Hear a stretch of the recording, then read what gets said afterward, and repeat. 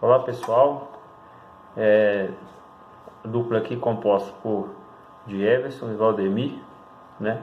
Nós vamos tratar o tema aí, tema 31, que rege sobre a dissolução parcial e exclusão de sócios pela maioria da sociedade limitada. A disciplina aí é o Direito Empresarial 1. Bom, minha dupla vai falar um pouco sobre a Lei 12.441, de 11 de julho de 2011. Nela é abrangido dissolução parcial e exclusão do sócio pela maioria na sociedade limitada. O que significa sociedade limitada? Sociedade limitada é representada pela sigla LTDA e consiste num tipo de sociedade empresarial que se caracteriza pela participação dos sócios através de investimentos feitos proporcionalmente às cotas do capital social da empresa. Ela também é conhecida como sociedade de responsabilidade limitada.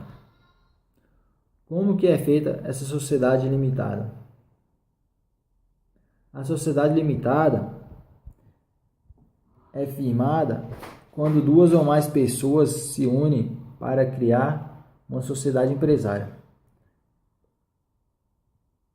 O que é feito para que haja a dissolução parcial de uma sociedade limitada? É necessário seguir alguns itens, bem como previsto no Código Civil e nas leis que regem as sociedades empresárias.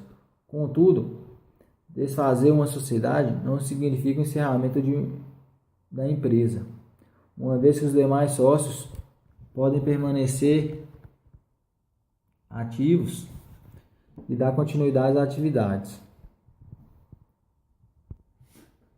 Em quais casos a ação de dissolução parcial poderá ser aplicada? Bem, vejamos. A ação de dissolução parcial poderá ser aplicada no caso de exclusão do sócio, retirada de sócio falecido ou quando alguém exerce o direito de se retirar da sociedade.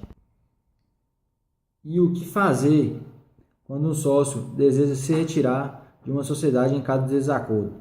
Primeiro, tem que notificar o sócio sobre a saída. Segundo, apurar e liquidar as cotas do sócio retirante. Terceiro, contrato de cessão de cotas. Quarto, responsabilidade do sócio retirante. E por último, responsabilidades da empresa. Completando aí a fala do colega, falando aí sobre a exclusão do sócio, no Código Civil, na seção 2 dos direitos e obrigações do sócio. Eu vou ler alguns artigos aqui para a gente entender sobre esse assunto. No artigo 1001, diz aqui: as obrigações dos sócios começam imediatamente com o contrato, e se este não fixar outra data, e terminam quando liquidada a sociedade, se extinguirem as responsabilidades sociais. Já no artigo 1004, fala assim: os sócios são obrigados, na forma e prazos previstos, as contribuições estabelecidas no contrato social, e aquela que deixar de fazer nos 30 dias seguintes ao da notificação pela sociedade, responderá perante esta em pleno emergente da mora. Parágrafo 1. Verifica a mora. Poderá a maioria dos demais sócios proferir a indenização, a exclusão do sócio remisso, ou reduzir-lhe a cota ao montante já realizado, aplicando-se em ambos os casos, no disposto do artigo 1º, do parágrafo 1º do artigo 1031. O parágrafo artigo 1030 fala assim: ressalvando o dispositivo do artigo 1004 e seu parágrafo 1, poderá o sócio ser excluído judicialmente mediante iniciativa da maioria dos demais sócios por falta grave ou no cumprimento de suas obrigações, ou ainda por incapacidade superveniente. completando aqui, na seção 6, que rege sobre a resolução da sociedade em relação aos sócios minoritários.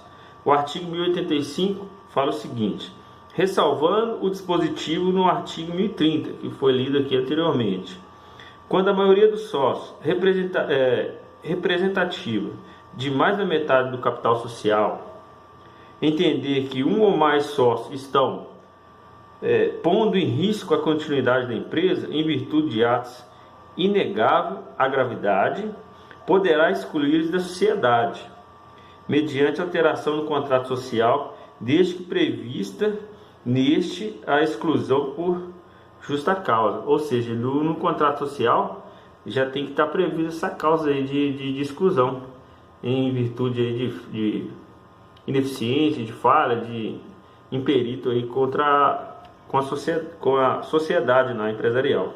E o parágrafo único: a exclusão somente poderá ser determinada em reunião ou assembleia, especialmente convocada para este fim, ciente o acusado em tempo hábil para permitir seu comparecimento ou exercício do direito de defesa. Então, para ter feito aí, tem que cumprir essas regras aí, tem que ter assembleia, o sócio tem que ser convocado em tempo hábil também dele se propor a defender e passar as informações para o seu sócio. E da dissolução aqui, o artigo 1087 fala o seguinte: a sociedade dissolve-se de pleno direito por qualquer das causas previstas no artigo 1044. Então, para finalizar, foram passadas algumas informações a respeito da dissolução parcial do sócio. Então, entende-se que a gente consegue, o sócio empresarial aí consegue excluir alguns sócios que não vêm participando por efetividade aí na sociedade, exclui aquele sócio e a empresa continua trabalhando normalmente com os outros sócios que ainda fazem parte efetivamente daquela sociedade. Aí finalizamos aí.